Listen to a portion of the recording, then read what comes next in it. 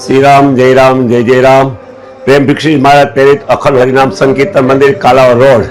आज रामनवमीना उत्सव निमित्ते